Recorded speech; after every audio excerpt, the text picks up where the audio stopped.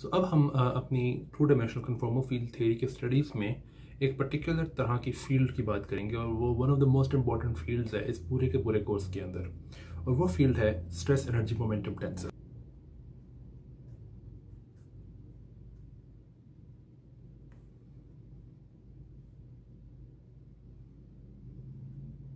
So energy momentum tensor जो है उसको डिफाइन करने के एक से ज़्यादा तरीके हैं।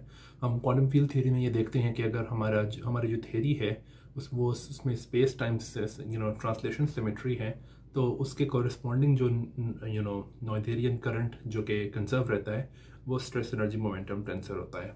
लेकिन इस कॉन्टेक्स्ट के अंदर जहाँ जो हम अब स्टडी कर रहे हैं उसमें हम स्ट्रेस एनर्जी टेंसर को कुछ इस तरह से डिफाइन करेंगे कि अगर हम अपने एक्शन को वेरी करें with respect to the metric tensor, तो उसके कॉरस्पॉन्डिंग जो चीज़ कंजर्व रहती है वो दरअसल स्ट्रेस एनर्जी मोमेंटम टेंसर है। ये हम देखेंगे। सो सपोज करो कि हमारे पास एक जनरल सा एक्शन मौजूद है। So we have an action, right, और इसकी जेनेरिक फॉर्म क्या होगी। अभी मैं टू डायमेंशंस पे रिस्ट्रिक्ट नहीं करूँगा, बल्कि मैं आर्बिट्ररी नंबर ऑफ डायमेंशंस की बात करूँगा। तो सपोज करो हमारे पास capital D number of dimensions हैं और कोई लैग्रांजियन डेंसिटी मौजूद है, ठीक है। अब हम ये करेंगे कि इस एक्शन को वेरी करेंगे और किसके रिस्पेक्ट, सिर्फ मैट्रिक टेंसर, बल्कि थोड़ा सा अगर मैं स्ट्रिक्टली बात करूं तो इन्वर्स मैट्रिक टेंसर के रिस्पेक्ट। तो अगर मैं इसकी वेरिएशन दूं तो वो कुछ इस तरह से होगी। So variation of Lagrangian with respect to the inverse metric tensor और मल्टीप्लाइड बाय दिस। तो ये जनरल जनरल वेरिएशन है एक्शन की with respect to the metric tensor, inverse metric tensor actually. So ये जो चीज़ है अब यहाँ पे, इसको हम कहते हैं energy momentum tensor, T mu new, ठीक है। यहाँ पे मैं एक बात वाज़ेह कर दूँ कि ये हम किसी भी मैट्रिक के लिए कर सकते हैं। अगर आपको पता हो कि जब मैट्रिक जो है वो नॉन फ्लैट मैट्रिक होता है तो हमारे पास यहाँ पे एक square root of G type की चीज़ भी आती है, राइट। तो मैं अभी उसको लैग्रांजियन के अंदर ही कंसिडर कर रहा हूँ, लेकिन अगर हमारे पास square root of G type चीज़ आए तो मैं स्ट्रेस एनर्जी मोमेंटम टेंसर की डेफिनेशन में उससे डिवाइड भी कर सकता हूँ। कुछ आगे जाके हम देखेंगे कुछ कंक्रीट एग्जांपल्स के अंदर जब हम एनर्जी मोमेंटम टेंसर को डिफाइन करेंगे तो मैं इसको ये square root of G factor से डिवाइड भी किया करूँगा। लेकिन अभी मैं जो रीजनिंग और जो आर्ग्यूमेंट बिल्ड करना चाह रहा हूँ उसके लिए ये डिटेल जो है ये अनइम्पॉर्टेंट है। ओके, सो अब हमने ये देख लिया है कि स्ट्रेस एनर्जी मोमेंटम टेंसर है क्या। तो मैं इसको इस तरह से लिख सकता हूँ कि variation of action is stress energy tensor multiplied by this variation of the metric, ठीक है। हमने जब CFTs को पढ़ना शुरू किया था तो हमने ये देखा था, मैंने ये प्रूफ किया था कि चूंकि मैट्रिक टेंसर एक टेंसर है, सेकंड ऑर्डर टेंसर है, तो उसकी जो वेरिएशन होगी इस पर्टिकुलर इस जनरल सी ट्रांसफॉर्मेशन में, तो ये जनरल ट्रांसफॉर्मेशन जो है ये कुछ यूँ है, ये एक पोजीशन डिपेंडेंट ट्रांसलेशन है जो कि जिसका मतलब है कि एक जनरल डिफ्यूमॉर्फिज्म है। तो इसके अंदर जो मैट्रिक टेंसर की ट्रांसफॉर्मेशन थी या वेरिएशन कहना चाहिए वो कुछ यूँ थी। मैं अब अज्यूम कर रहा हूँ कि मैट्रिक जो है वो नॉन फ्लैट है। अगर नॉन फ्लैट मैट्रिक हो तो यहाँ पे कोवेरिएंट डेरिवेटिव्स आएंगे, लेकिन आप कोवेरिएंट डेरिवेटिव लगा के भी देख सकते हो मेरे इस तमाम आर्ग्यूमेंट के अंदर कि जो मैं आर्ग्यूमेंट देना चाह रहा हूँ उससे वो चेंज नहीं होता इस डिटेल से कि अगर मैट्रिक जो है वो फ्लैट मैट्रिक है या फिर नॉन फ्लैट मैट्रिक है। Anyway, so plus this thing, ठीक है। सो अगर मैं इसको यूज़ करूँ इस ब्लैक एक्सप्रेशन के अंदर, सो ये कुछ इस तरह से बनेगा।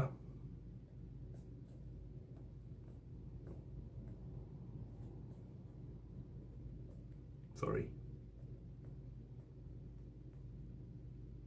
राइट। अब हमने ये देखा था कि कन्फॉर्मल ट्रांसफॉर्मेशंस के लिए हमने ये प्रूफ किया था अपनी पहले कुछ वीडियोस के अंदर कि ये चीज़ जो है इसको इक्वल होना चाहिए 2 over the number of dimensions into this contraction multiplied by the metric tensor, ठीक है। तो अगर हम इसको यूज़ करें, यानी कि हम ये अज्यूम कर रहे हैं कि ट्रांसफॉर्मेशन कन्फॉर्मल है, तो मैं ये लिख सकता हूँ कि फॉर कन्फॉर्मल ट्रांसफॉर्मेशंस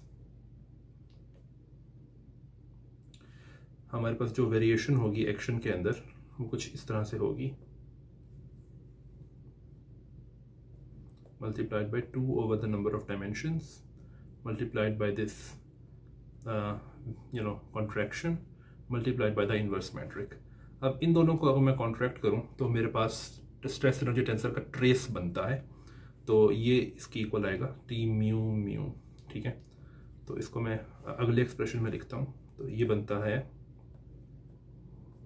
बल्कि मैं कांस्टेंट चीज़ें बाहर निकाल लेता हूँ, right. So it's T mu mu times this thing.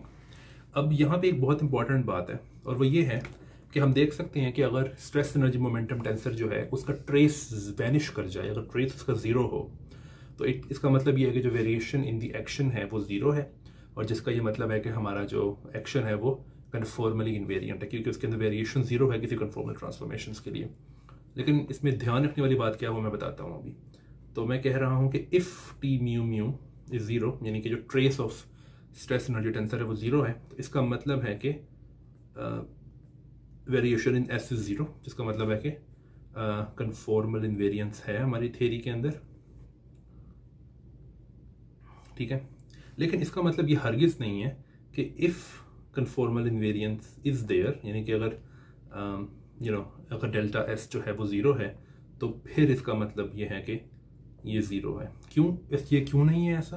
Well, वो इसलिए क्योंकि ये जो यहाँ पे साथ में फंक्शन आ रहा है ये कोई आर्बिट्ररी फंक्शन नहीं है।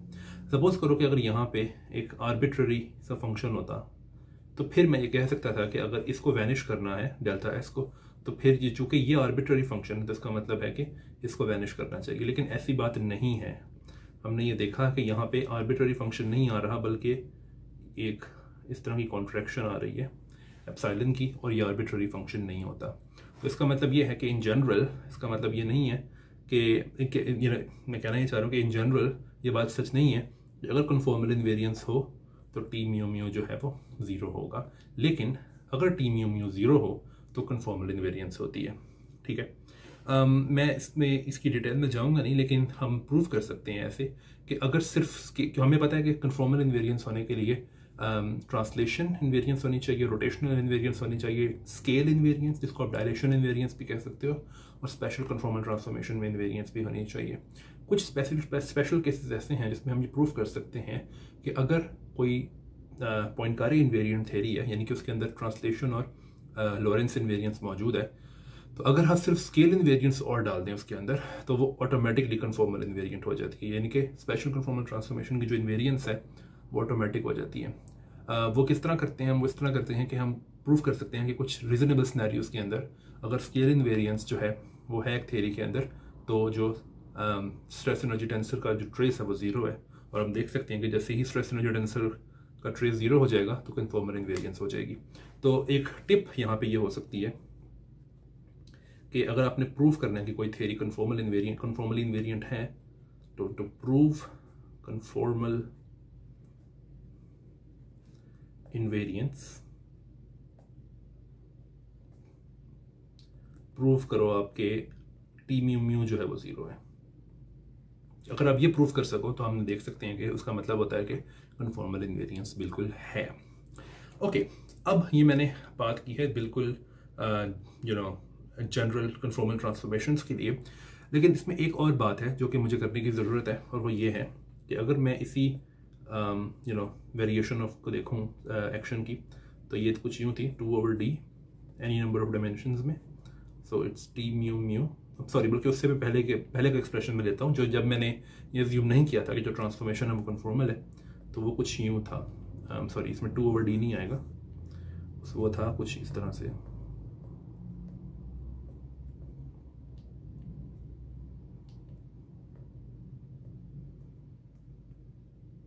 लेकिन चूंकि हमें ये पता है कि जो स्ट्रेस एनर्जी टेंसर है वो सिमेट्रिक है, तो इसका मतलब ये है कि दोनों टर्म से सेम कंट्रीब्यूशन आएगी, बिकॉज ये दोनों टर्म्स, ये जो ब्रैकेट में टर्म है ये खुद सिमेट्रिक है। तो मैं इसको इस तरह से लिख सकता हूँ 2 मल्टीप्लाइड बाय दिस थिंग, और फिर इसी को मैं इस तरह से लिख सकता हूँ -2, बल्कि अगर मैं इसको थोड़ा सा और एडिशनल स्टेप के साथ लिखूँ तो मैं यूँ लिख सकता हूँ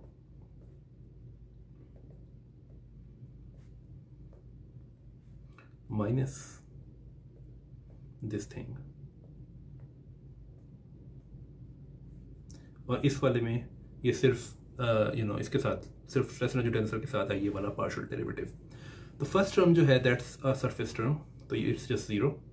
लेकिन जो सेकंड टर्म है उसमें ये बनता है -2 टाइम्स दिस थिंग। अब आप एक चीज़ देख सकते हो और वो ये है कि ये जो एप्सिलॉन है ये अब एक आर्बिट्ररी फंक्शन है। तो इसका मतलब ये है कि अगर थ्योरी कन्फॉर्मली इन्वेरिएंट है, यानी कि सपोज करो कि अगर जो स्ट्रेस एनर्जी टेंसर है वो ट्रेसलेस है, उसका ट्रेस ज़ीरो है अगर, तो थ्योरी कन्फॉर्मली इन्वेरिएंट है। तो इसका मतलब ये है कि जो डेल्टा एस है वो ज़ीरो है। तो अब चूंकि ये एप्सिलॉन जो है ये आर्बिट्ररी फंक्शन है, तो इसका मतलब ये है कि ये जो चीज़ है ये ज़ीरो होनी चाहिए। तो इसका मतलब ये है कि कन्फॉर्मल इन्वेरिएंस,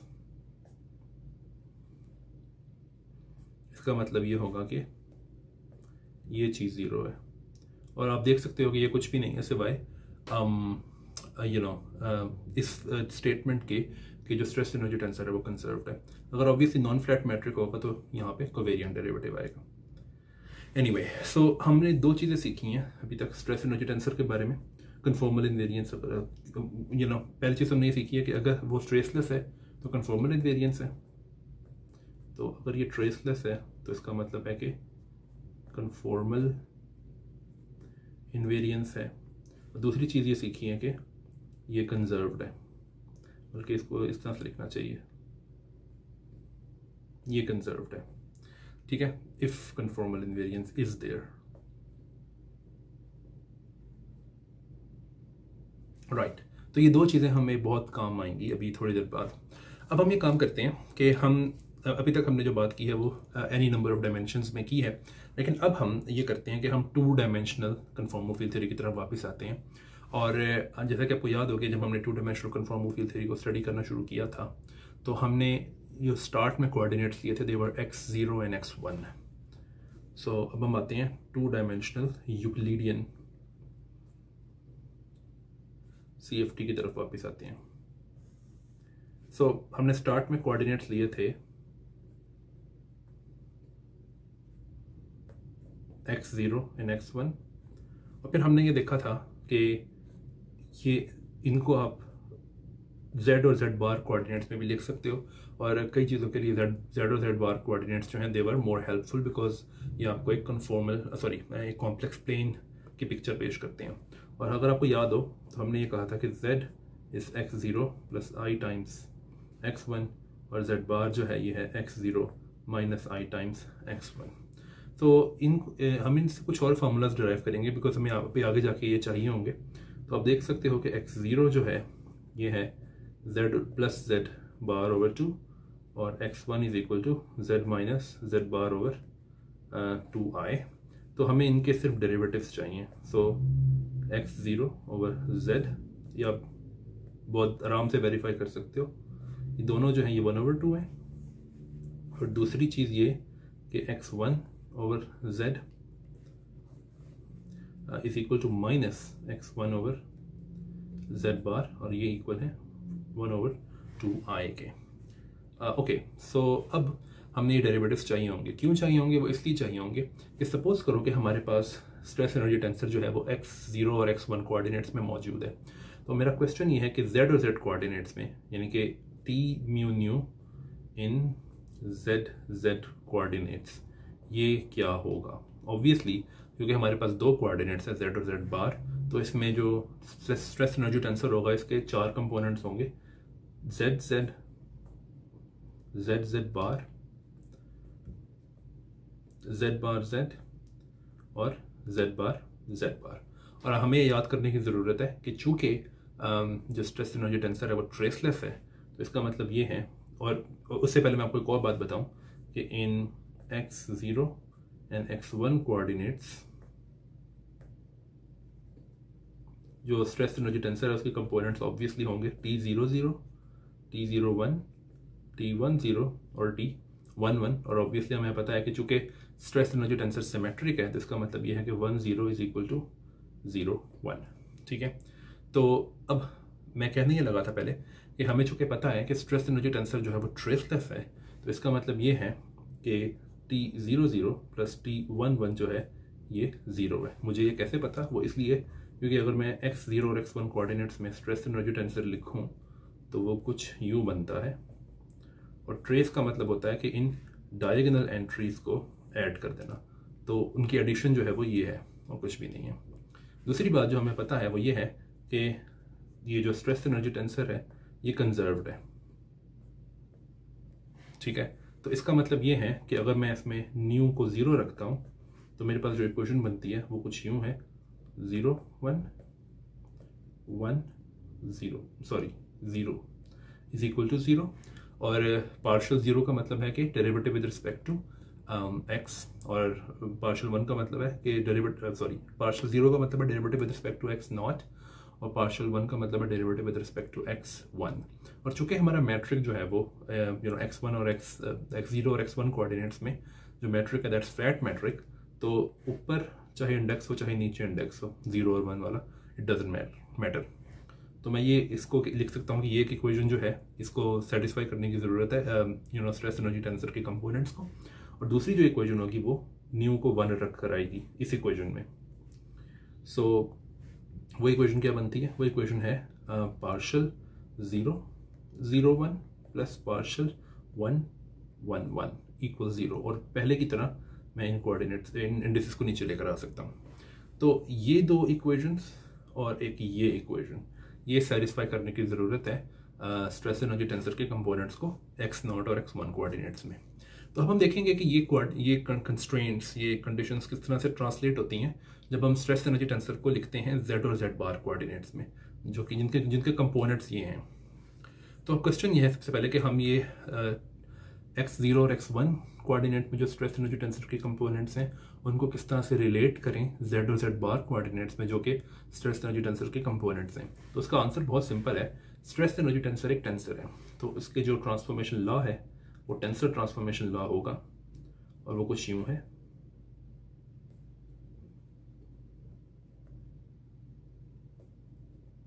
जहाँ पे x जो है वो पुराने कोऑर्डिनेट्स हैं और x बार जो है वो नए x प्राइम वो नए कोऑर्डिनेट्स हैं। अब हमारे केस में जो नए कोऑर्डिनेट्स हैं वो z और z बार हैं, और जो पुराने कोऑर्डिनेट्स हैं वो x0 और x1 है।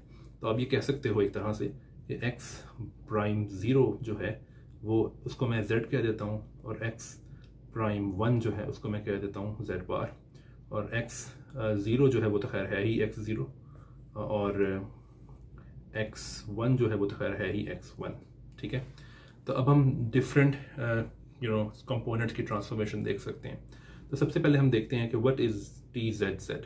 मुझे प्राइम डालने की ज़रूरत नहीं है, बिकॉज ऑब्वियसली जब नीचे इंडिसेस जो हैं वो z या z बार हों तो ऑब्वियसली वो ट्रांसफॉर्म्ड स्ट्रेस एनर्जी टेंसर है।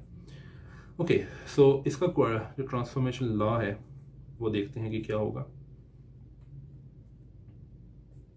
राइट, तो इसमें हम देखते हैं कि 4 डिफरेंट टर्म्स आनी हैं। तो एक टर्म वो है जब अल्फा और बीटा दोनों 0 हैं, तो टी नॉट नॉट। फिर जब अल्फा 0 है और बीटा 1 है, सॉरी एक मिनट, 0 है और बीटा 1 है, तो ये बनेगा T01। और तीसरी टर्म वो आएगी जिसमें अल्फा 1 है और बीटा 0 है। लेकिन आप देख सकते हो कि symmetry of stress energy tensor की वजह से वो टर्म जो है सेकंड टर्म की इक्वल होगी, तो मैं यहाँ पे 2 लिख सकता हूँ क्योंकि यही टर्म दोबारा आएगी। और लास्ट टर्म वो है जिसमें अल्फा और बीटा दोनों ही 1 है, तो वो कुछ इस तरह से बनेगी। So partial x not over partial z क्या है, वो हमने ऊपर डेरिवेटिव्स कैलकुलेट किए थे, तो यहाँ पे वो मौजूद है। ये 1/2 है, तो इसका स्क्वायर अगर आप लोगे तो वो बनेगा 1/4 t not not plus 2 times partial x not over partial z, यानी कि ये, और partial x1 over partial z, ये हमने दोनों देखने हैं। तो अगर आपको याद हो, अगर आप ऊपर से जाके चेक करो तो ये पहला वाला जो है वो है 1/2, और दूसरा वाला जो है डेरिवेटिव वो है 1/2i, ठीक है।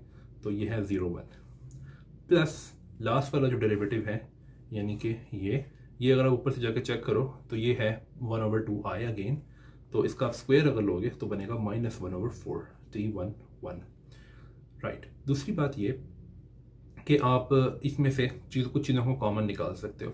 तो आप 1/4 कॉमन निकाल लो अगर, तो ये बनता है t not not -2i, minus इसलिए क्योंकि i जो है वो पहले नीचे था, अब मैंने ऊपर कर दिया तो इसलिए माइनस आया, t01 माइनस t11, तो ये है टी जेड जेड।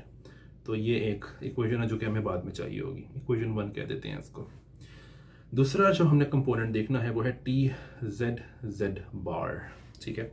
सो ये देखते हैं कि क्या होगा। अगेन हम ट्रांसफॉर्मेशन लॉ अप्लाई करते हैं, टेंसर ट्रांसफॉर्मेशन लॉ, जेड और बीटा जेड बार टी अल्फा बीटा। इसमें भी सेम वही 4 टर्म्स आएंगी, तो बल्कि सेम नहीं होंगी, उसमें ऊपर अल्फा और बीटा वाले वही होंगे, लेकिन जो डिनोमिनेटर्स में जो जिनके रिस्पेक्ट डेरिवेटिव लिया जा रहा है वो डिफरेंट होंगे ऑब्वियसली। तो अल्फा को 0 करते हैं और बीटा को भी 0 करते हैं। सो 0 0 प्लस अल्फा 1 और बीटा 0, थोड़ा सा मुझे स्पेस देनी चाहिए, अल्फा 0 है और बीटा 1 है। अब जो थर्ड टर्म इसमें होगी वो सेम नहीं है सेकंड टर्म की, बिकॉज अब डिफरेंट चीज़ों के रिस्पेक्ट डेरिवेटिव लिया जा रहा है, तो 0 और 1 को स्वैप करने से सेम टर्म नहीं आएगी। तो अब मैं इसको अलग से लिखूंगा, सॉरी, या दिस इज फाइन, 0 1 0, लेकिन इसको आप 0 1 अभी भी कर सकते हो बिकॉज टी 0 1 1 0 की इक्वल ही है। और लास्ट टर्म जो है वो है दोनों के दोनों जब 1 होंगे, राइट।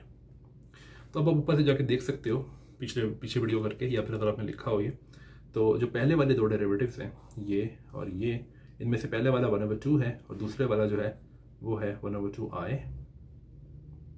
राइट। तो टी 0 0 प्लस अब सेकेंड टर्म जो है वो अगेन 1/2 है और दूसरी टर्म जो है वो है -1/2 i, तो टी 0 1। जो थर्ड टर्म है वो है, सॉरी, थर्ड टर्म जो है उसमें पहला डेरिवेटिव जो है वो है 1/2, दूसरा जो डेरिवेटिव है वो है अगेन 1/2, सो इट्स 0 1, या नो सॉरी, आई थिंक पहला वाला डेरिवेटिव जो है वो 1/2 i है, सॉरी। और जो लास्ट टर्म है उसमें जो पहले वाला डेरिवेटिव है वो है 1/2 i, और दूसरा डेरिवेटिव जो है वो है -1/2 i, सो इट्स टी 1 1, ठीक है। तो इसको आप सिंप्लीफाई करो तो ये बनता है 1/4 i टी 0 0, और जो सेकंड टर्म है वो है -1/4 i टी 0 1, थर्ड टर्म जो है वो है 1/4 i टी 0 1, और जो लास्ट टर्म है वो है +1/4। आई थिंक इसमें कोई प्रॉब्लम है, नहीं, आई थिंक नहीं है, ओके। So it's 1/4 T 1 1। या आई थिंक पहले वाले टर्म में प्रॉब्लम ये है कि ये जो सेकंड डेरिवेटिव है ये वाला, ये 1/2 i नहीं है बल्कि ये 1/2 ही है, तो इसमें 4 i नहीं आएगा बल्कि 4 आएगा, या ओके, नाउ इट्स फाइन। अब आप देख सकते हो कि ये जो सेकंड और थर्ड टर्म्स हैं ये तो कैंसिल हो जाएंगी क्योंकि ये कैंसिल हो रही हैं, और जो फर्स्ट और फोर्थ टर्म है ये बनेगी 1/4 टी 0 0 प्लस टी 1 1। बट ये जो ब्रैकेट में आ रहा है ये तो स्ट्रेस है, स्ट्रेस एनर्जी टेंसर का, लेकिन वो तो 0 है, इसका मतलब है कि ये 0 है, और इसका मतलब ये है कि जो टी जेड जेड बार है ये 0 है, ठीक है। अब ये इस तरह से चेक कर सकते हो कि टी जेड बार जेड जो है वो भी 0 होगा, लेकिन आप इसको इस तरह से भी देख सकते हो कि चूंकि स्ट्रेस एनर्जी टेंसर जो है वो सिमेट्रिक होता है तो ये होना ही चाहिए 0, ठीक है। ये वाला कंपोनेंट भी 0 होना चाहिए। जो लास्ट कंपोनेंट हमने कैलकुलेट करना है वो है टी जेड बार, ठीक है। तो देखते हैं ये क्या बनता है, बिल्कुल पहले की तरह करेंगे। सो जेड बार,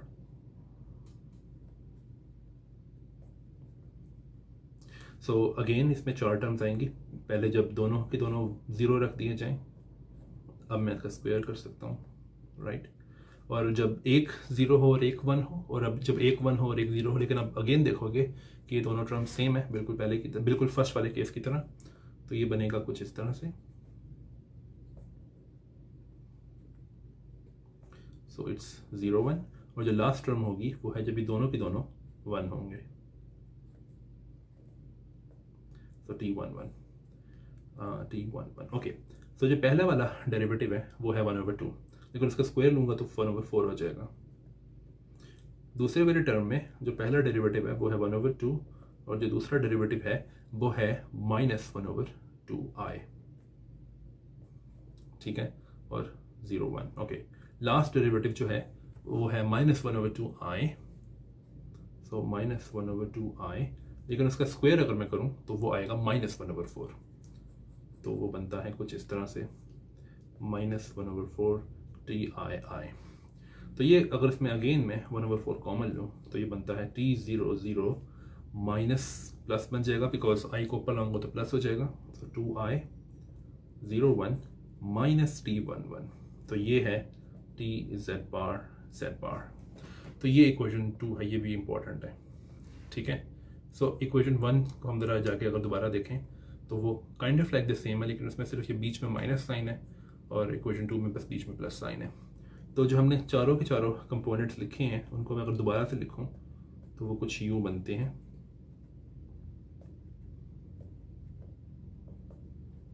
तो ये TZZ है और ये है TZ बार Z बार। इसमें बस बीच में यहाँ प्लस आएगा, बाकी सब कुछ सेम ही है। और जो ये जो बाकी दो कंपोनेंट्स हैं TZZ बार और TZ बार Z, ये 0 है। तो ये हमने ट्रांसफॉर्मेशन देख ली है स्ट्रेस एनर्जी टेंसर की from x0 and x1 coordinates to z and z bar coordinates. लेकिन जो सबसे इंपॉर्टेंट बात है इनके बारे में वो अब हम देखेंगे। तो सबसे इंपॉर्टेंट बात क्या है वो इस तरह से देखेंगे हम कि सबसे पहले हम TZZ का डेरिवेटिव लेंगे विद रिस्पेक्ट टू z बार, यानी कि पार्शियल बार अप्लाई करेंगे TZZ पे। तो पार्शियल बार अगर हम अप्लाई करें TZZ पे, और अब याद रखो कि पार्शियल बार का मतलब है derivative with respect to z bar. तो ये बनता है 1/4 partial bar T00 minus 2I01 sorry partial bar T01 और पार्शियल बार T11। लेकिन ये अप्लाई करने के लिए मैं डेरिवेटिव्स को ट्रांसफॉर्म करना चाहूँगा इन terms of x0 and x1। तो अगर आपको याद हो कि पार्शियल बार का मतलब है derivative with respect to z bar, लेकिन अगर मैं इसको ट्रांसफॉर्म करना चाहता हूँ in terms of derivative with respect to x0 and x1, तो ये बनेगा partial x0 over z bar partial naught का मतलब है derivative with respect to x0, और सिमिलरली दिस थिंग। हमें पता है कि पहले वाला डेरिवेटिव जो है ये 1/2 है और जो दूसरे वाला डेरिवेटिव है ये -1/2I है। तो इसको हम इस तरह से लिख सकते हैं। तो ये मतलब है पार्शियल बार का। सो अब हम जो डेरिवेटिव ये जो ब्रैकेट में टर्म है ये वाली, ये हम कैलकुलेट कर सकते हैं। तो लेट्स सी कि ये क्या बनती है। सो इसमें जहाँ भी पार्शियल बार आया हुआ है इसमें मैं ये नया एक्सप्रेशन जो है पार्शियल बार का ये इंट्रोड्यूस कर दूंगा और देखते हैं कि क्या बनता है। So partial bar TZZ it's 1/8, क्योंकि ये 1/2 भी बाहर आया है उसमें से, और partial not plus I times partial 1 applying on T00 minus 2 times I और partial not plus I times partial 1 T01, और जो लास्ट टर्म है वो है minus partial not plus I times partial 1 on T11। सो अब देखते हैं कि क्या बनता है। So it's 1/8, so it's partial not T00, और मैं रियल पार्ट्स और इमेजिनरी पार्ट्स को अलग अलग करना चाहता हूँ। सो रियल पार्ट में एक ये आएगा नंबर और दूसरा नंबर वो आएगा जब ये इससे मल्टीप्लाई होगा, तो -2I मल्टीप्लाई बाय I जो है वो 2 होगा, राइट। तो ये बनेगा कुछ इस तरह से कि plus 2 times partial 1 on T01, और जो लास्ट रियल नंबर होगा वो होगा पार्शियल नॉट T11, ठीक है। अच्छा, अब इसके अलावा जो दूसरी टर्म है जो कि इमेजिनरी टर्म है, उनमें से सबसे पहले आएगा पार्शियल 1 ऑन T00, दूसरा जो आएगा टर्म वो है -2 पार्शियल नॉट ऑन T01, और जो तीसरी टर्म आएगी वो है माइनस पार्शियल 1 ऑन T11। तो ये 3 टर्म्स हैं इसके अंदर। ओके, सो अब हम ये करेंगे कि हम ये यूज़ करेंगे ये फैक्ट कि जो स्ट्रेस एनर्जी टेंसर है that's traceless in x0 and x1 coordinates. So उससे क्या होगा कि मैं ये कर सकता हूँ कि अगर आपको याद हो कि इसका मतलब क्या है, इसका मतलब है कि T00 plus T11 is equal to 0। इसका मतलब ये है कि जो T11 है दैट्स माइनस T00 और एंड वाइस वर्सा। तो अब हम क्या करेंगे कि ये वाला T11 है इसको मैं लिख सकता हूँ T00, लेकिन उससे एक एडिशनल प्लस साइन आएगा, माइनस साइन आएगा जो कि इसको प्लस कर देगा। और अब आप देख सकते हो कि ये दोनों टर्म्स सेम है, तो ये मिल के 2 फैक्टर देंगी और 2 का फैक्टर यहाँ पे भी है, तो ये 2 का फैक्टर बाहर की तरफ चला जाएगा। तो हम इसको यूँ लिख सकते हैं